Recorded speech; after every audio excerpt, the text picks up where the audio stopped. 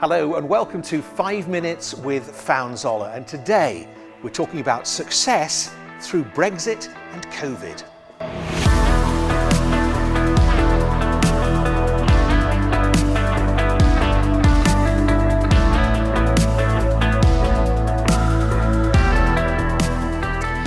Brexit and Covid, one definitely bad, the other, well, it depends on your opinion.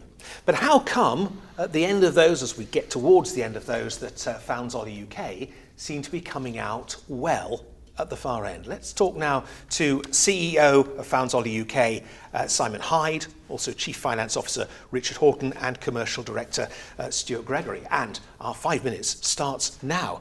Simon, whatever the outcome, this must have been a pretty bumpy ride for you, both with Brexit and Covid. Oh yeah, very bumpy indeed. There were so many unknowns. We were thrown into a situation both with Brexit and Covid. Without question, it's professionally and personally a challenge for us all and our customers. Well, let's talk about what happened. Richard, Brexit, or the prospect of Brexit, came along first. What did that mean for Zola UK? Yeah, I mean, the uncertainty absolutely was a challenge. We were faced with either 10% tariff on our products. If we had no deal, it would have been 0%. If we had a free trade deal, and lots of options in the middle as well. So I guess it was necessary to be prepared for the unexpected, but with little information, must have been very difficult to plan at all.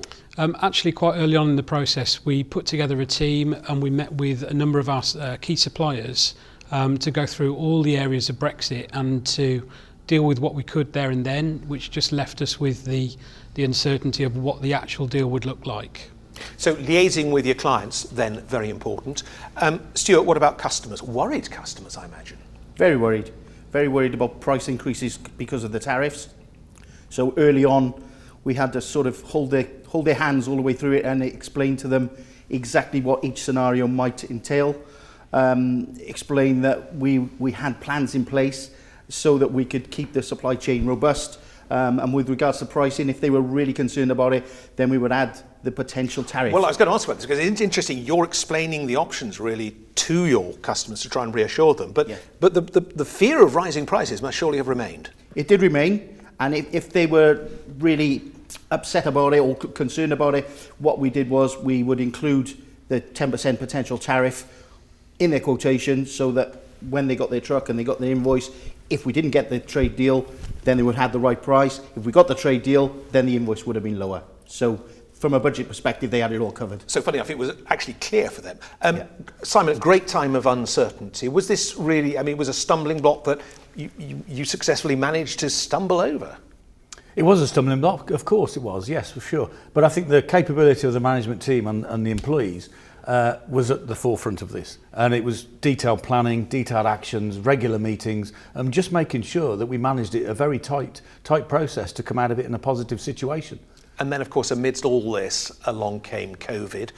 Richard, what did you do? How did this affect you here? Well, we're a key supplier to the public sector, therefore we had to be business as usual.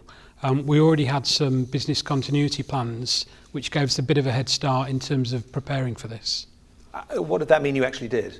So before the lockdown was announced, we made sure that all of our office-based staff had got all the relevant equipment. We made sure that they were able to access our networks from home. And then when the lockdown happened, we then were able to just continue working with no interruption. Travelling service teams were able to continue? Yeah, our service teams continued. So we gave them some additional PPE.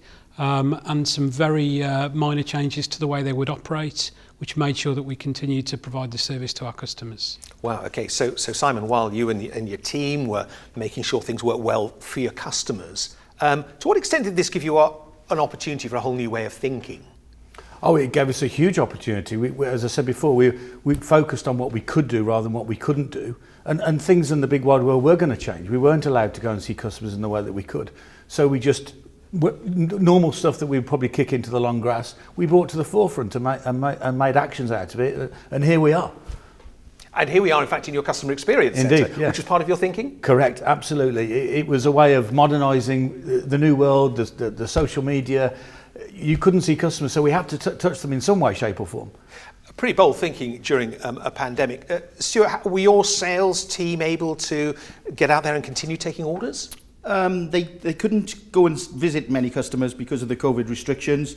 We still managed to keep our demonstration fleet going, and the sales guys used Teams and Zoom, that kind of thing. So we were in continuous contact with the customers, but our after sales team, because they're front line, they were there every day and they were ambassadors for the business. Fantastic. Well, final 20 seconds, Simon.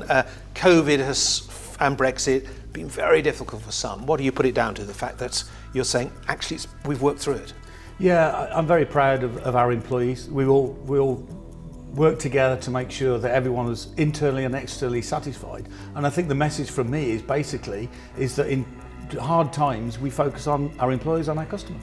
And there we are. Our 5 minutes is up. Simon, Richard, Stuart, thank you very much indeed.